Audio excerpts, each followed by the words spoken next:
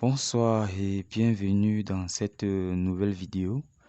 Aujourd'hui, je vais vous montrer comment faire pour reprogrammer un téléphone Itel A16.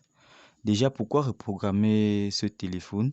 On reprogramme un téléphone le moment où il bug, donc si le téléphone démarre et que ne finit pas le démarrage. Et parfois aussi, vous pouvez le reprogrammer pour supprimer le compte Google, donc pour supprimer le FRP. D'accord. Bon, pour ce faire, nous allons d'abord extraire, si vous avez déjà le firmware. Au cas où vous n'avez pas le firmware, vous pouvez me contacter, je vous expliquerai comment faire pour avoir le firmware. Vous allez d'abord extraire le firmware et ouvrir l'application SPD Upgrade Tool. Vous ouvrez l'application SPD Upgrade Tool. Ensuite, vous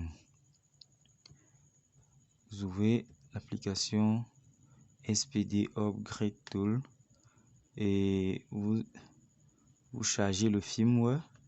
Patientez que ça charge. Voilà. Vous chargez le firmware, vous venez ici. Load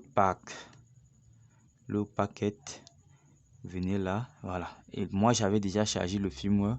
Au cas où vous n'avez pas encore chargé le firmware, vous revenez peut-être à l'endroit où vous avez déposé le firmware. Vous allez voir, chez moi, c'est au bureau. Vous pouvez le déposer à n'importe quel endroit sur votre ordinateur. Vous chargez, vous double-cliquez là. Vous cherchez le firmware en question. Il finit par le point pack. Vous double-cliquez là. Il doit se charger. Vous voyez, le chargement a commencé ici. Oui, le chargement a commencé. Vous patientez que le chargement termine.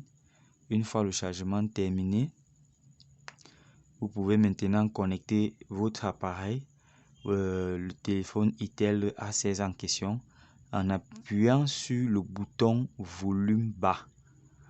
Oui, vous connectez le téléphone Itel A16. Bon, au cas où vous n'avez pas encore retiré la batterie, vous vous rassurez que le téléphone est d'abord éteint. Si le téléphone n'est pas éteint de préférence, vous retirez d'abord la batterie et vous la reconnectez.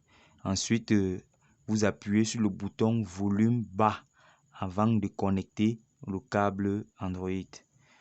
Bon, on patiente que le firmware charge.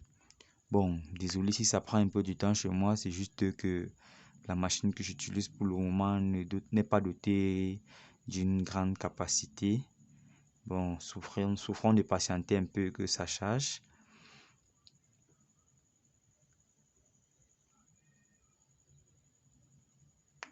Bon, c'est presque à la fin quand même. Patientons encore un peu.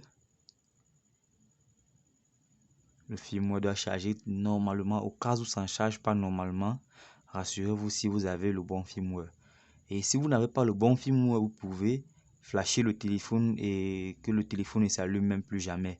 Donc rassurez-vous qu'à tout moment que vous voulez reprogrammer un téléphone, que votre firmware est d'abord bon.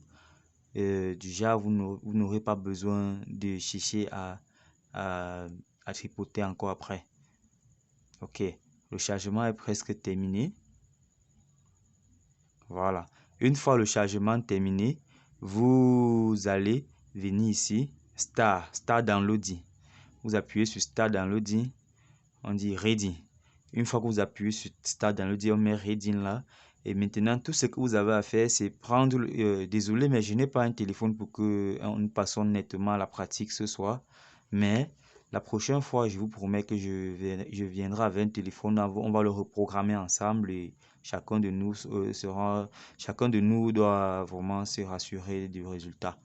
Bon, une fois que vous appuyez sur Start, on met là Ready. Vous appuyez le bouton volume bas comme j'ai dit tout à l'heure et vous connectez le câble Android. Le chargement doit signaler là.